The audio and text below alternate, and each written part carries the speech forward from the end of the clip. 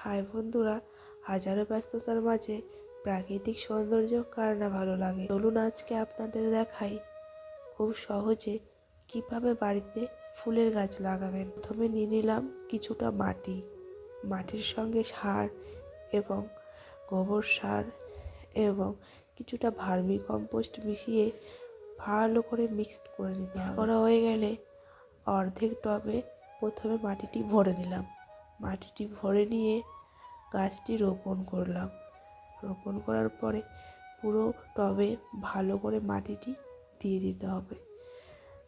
আর এই যে জুঁই ফুলের গাছটি দেখতে পাচ্ছেন, এটার একটা কাহিনী আছে। কাহিনীটি হলো, যখন আমার হাজব্যান্ডের সঙ্গে আমি মধ্যপ্রদেশে কোয়ার্টারে ছিলাম, তখন আমার হাজব্যান্ড একটি ডাল নিয়ে এসেছিলো এই জুঁই ফুলের। আমি ভাবতে পারিনি যে জুঁই ফুলের গাছটি বাঁচবে, পুরো মরো অবস্থায় ছিল। ওইভাবেই একটি টবে আমি রোপণ করেছিলাম। তার ঠিক 1 মাস পর আমার বরের পোস্টিং এসেছে। যখন পোস্টিংটি আসে তখন আমাদের তো কোয়ার্টার ছাড়তেই হবে। তখন ওই গাছটি আমরা বাড়িতে নিয়ে আসি। বাড়িতে নিয়ে এসে টিনের টবে লাগিয়েছিলাম, এখন সেটা মাটির টবে লাগাচ্ছি।